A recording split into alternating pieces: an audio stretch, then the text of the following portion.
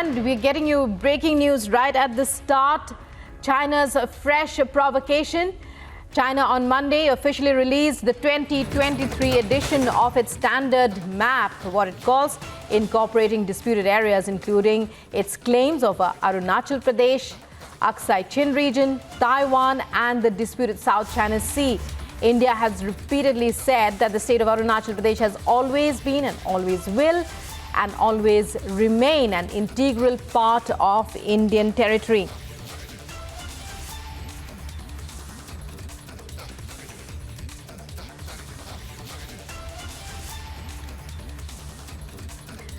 And coming just ahead of the crucial G20 meet, it's a fresh provocation by China. What appears to be a map of China. It is an officially published map of China for the year 2023. It wrongly includes Arunachal Pradesh and Ladakh. In fact, it's not just these Indian territories, but even Taiwan and parts of Bhutan as well, if reports are to be believed. And this map that you see in front of you includes a map of China and includes parts of Arunachal Pradesh and Ladakh, as well as Aksai Chin. Abhishek Kapoor, Republic Senior Executive Editor, on the phone line to explain this fresh provocation and what it means, how we should understand it.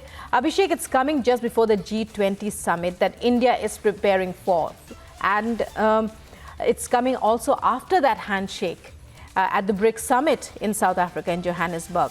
If you could explain that to us also, what exactly the map details that we can clearly say is a fresh provocation, a case of fresh cartographic aggression, as it's being termed by China watchers.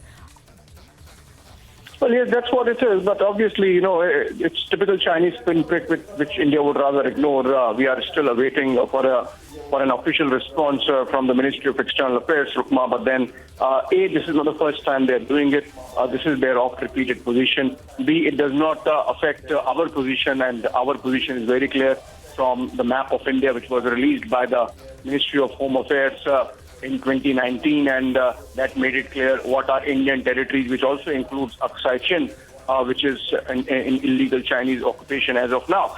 And so I think this is a typical Chinese attempt at misleading, and also, B, more importantly, as you rightly mentioned, this comes between the small talk that happened between the two leaders, Prime Minister Modi and President Xi Jinping, on the sidelines of BRICS summit in Joburg, and the G20 summit that's slated for September 9 and 10 in New Delhi. And it just essentially puts paid to any possibility whatsoever existed of any substantial move forward insofar as diffusing but actually sorting out the Ladakh LAC standoff is concerned. And India would be better advised, obviously, to not really put any kind of deadline or any kind of timeline to this resolution, keeping any of these events in mind. Remember why G20 is coming. If you look back over the last 2 months, there have been meetings that have happened between our respective foreign ministers, respective defense ministers, and respective NSAs. And the commander level talks this time happened at two levels, one at the lieutenant general level and then at the major general level, and yet there has been no substantive move forward. So obviously, India would be best advised not to really put any kind of psychological timeline or deadline to the resolution, and this is another evidence of why we should be doing so. Joining us, Lieutenant General K.K. Sinha over the phone. Very good morning to you, sir. And it's clear that the Chinese are really not interested in normalizing the relationship, irrespective of what they spout about India-China moving forward, commonality whatsoever. Good morning and Jai Hind. Absolutely what you're saying. See, the China's design, this is a cartographic design of China which they play very well. It is not only the Arunachal Pradesh 90,000 square kilometer or Eastern Ladakh where they are claiming now Damchok area or Depsang. And Yangtze, if you remember, in Arunachal Pradesh, they are very aggressive. And they now published a map. These are the cartographic design China, and it is a part of their philosophy and strategy. They are claiming similarly the East China Sea and South China Sea 9 dash lines. and 9-line thing and Eastern Ladakh and Arunachal Pradesh came the same time. See, Arunachal claim of 90,000 square kilometer was somewhere in 90s. And similarly, in 90s only, they claimed it, East China Sea and South China Sea by releasing a very old voyage map of, 9-line. It gives us these are similarities. See, the Chinese may not be able to do it because we are very, very vigilant and they can't do it. But that is not the point. Point is that, the India has to go like Limpia, Dora, Kalapani and this Lipu Lake area with Nepal, which is a cartographic attack. We have also published that these areas are. We have to put it Tibet in a map and the whole world will recognize. You see, Americans are also, when the Taiwan comes, they go for the strategic ambiguity and they accept one China policy. No way you can accept one China policy. One China policy, we signed it when Rajiv Gandhi, after 62 war, he went to China and signed it. And then it was done by Bajpayee. But these are the design. We have to understand. It may not happen in this generation of people, but in next generation, China will be vigilant. And they will fight for it and claim it. And this will linger on. As on today, they can't do it anything. And what you are saying is very correct. We have to be very, very careful. It is not that they can, in the garb of G20 coming, they want to hijack our presidency. So they have to pay back. Even today, we should take it out and claim the whole. Mansarovar is ours. Kailash Mansarovar is our God. It is Shiva's place. It's still the China show it in their map. But we should have a gut to do that. And gut doesn't require, it is just a map. We should claim this. We have got, our claim is like up to Indonesia. Indian empire used to be there. We have to understand this. And, China taking out the map on ground, it will not make a difference. But it will make a difference subsequently in next time, because this is their design and they will do it. All right. We are also joined by Major General S.K. Sinha. In fact, just hold on to your thoughts, sir. I'm going to General Sinha now. General S.K. Sinha. Very good morning, sir. Essentially, what we are seeing is the Chinese, by releasing this map, because if you look at the map, India seems to be the most affected party, and hence this is directed at India, and hence China sending a message that it's not going to be business as usual. First of all, you have to understand few major geo-strategy of China. Firstly, the concept of Zonghua. The Chinese word is Zonghua. Zonghua means, it is from Mao Zedong time.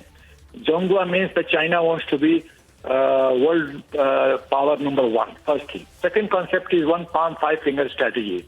And the palm was Tibet, which China has grabbed. The fingers are Nepal, Sikkim, Bhutan, Arunachal Pradesh, and Ladakh. So here is the catch. See, one of the fingers is Arunachal Pradesh. And then China, China very shrewdly tries to say that historically this place belongs to us. I want to mention that firstly it is absolutely incorrect. That way, historically, many parts of China were ruled by Mauryan Empire from Bihar. So China should return all that. And historically, it is not correct. Arunachal Pradesh was never part of China. So where does the history come in? And there are places like Galwan, like Tibet. Tibet is ours. Maharaja Hari Singh signed instrument of accession with India and merged with India unconditionally. And Tibet was part of Maharaja Hari Singh's territory. So forget about history. It is a legal document wherein Tibet belongs to us. So it should come back to us. Complete Mansarovar, Kailash, Pangong So, everything belongs to us. And that way, if you quote history, go 5,000 years back. India was a great power. Everything belonged to India. So can we say now that the USA should come back to us, whole of China should come back to us? We can also advance this logic. And therefore, at diplomatic level, we have to raise this issue and raise objection and try to show. And the timing is important. When G20 summit is likely to take place in a few days, here China has created a controversy. The aim of China and Pakistan is always to dent the image of Mr. Modi, Honorable Prime Minister of India, and also India. They are not happy the way we are advancing. They're not happy the way we have successfully landed on moon, South Pole. China does not want a competitor in Asia. India is the biggest impediment. So they want to weaken India. And unfortunately, certain political parties in this country are playing game with China. They're playing game with China. They want to tarnish our image. How can a political party sign MOU with China? China is an enemy country. How can political party sign MOU with enemy country? The text of which is not known to Indian government.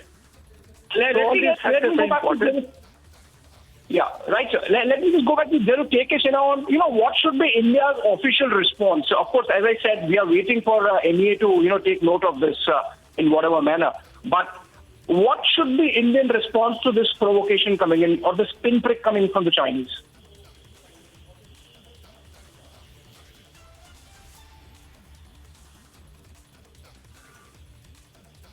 I think, General Sinha, I think we lost Kekesh there, General Sinha. If I could continue with you, what should be Indian response?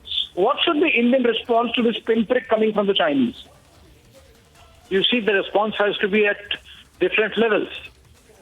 Firstly, at United Nations level, then at diplomatic level.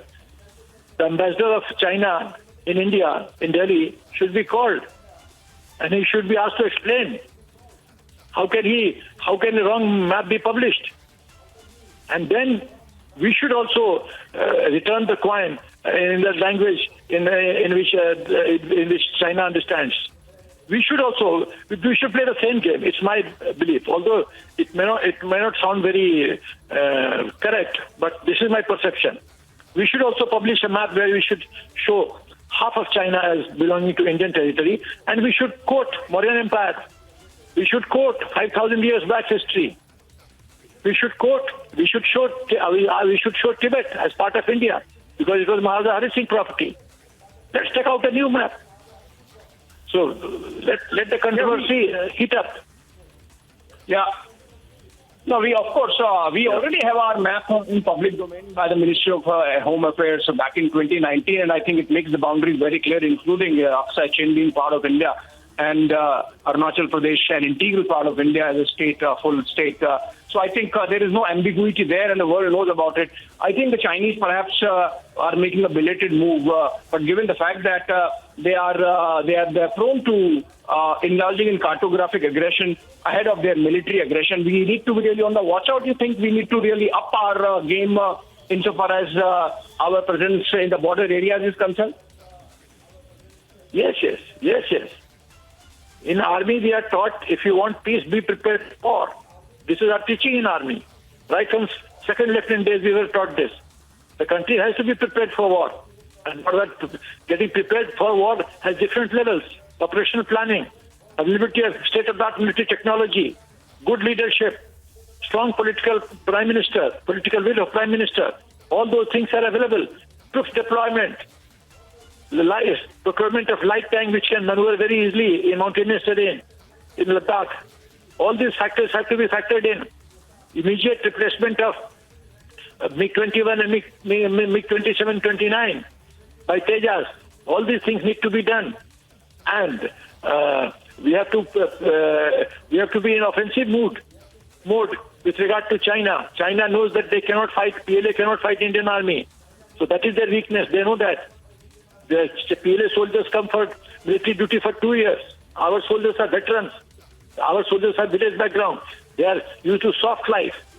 Therefore, they want non-veg drinks every time. Our troops, they just have small nuts and they can survive. So there's no comparison. Our troops are the best in the world. That China knows. So the best way in boxing, when I was in sainik school, in boxing we were taught, if you keep punching, the opponent will keep defending. The moment you slightly slow down, the opponent will start punching you. So our punching should continue. Aggressive, we should be aggressive, more aggressive on the border. If a certain area is a buffer zone where China says, no, this is our territory, we should retaliate militarily. Let's be offensive. 1993 agreements, 2005 agreements. China is not a... Yeah. Right, sir. I think we will stay on the story. We are waiting for the MEA response, and we'll come back to you, sir. And on that note, thank you so much, and I hand you back to the studio. Thank you. And so it's the latest case of Chinese provocation, a fresh case rather, the publication of its 2023 map.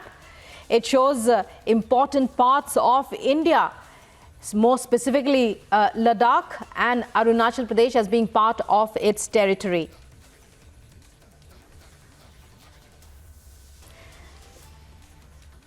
Let's move on now to other breaking news. NCPCR has sent a letter to H.K. Dwivedi, Chief Secretary, Government of West Bengal, requesting him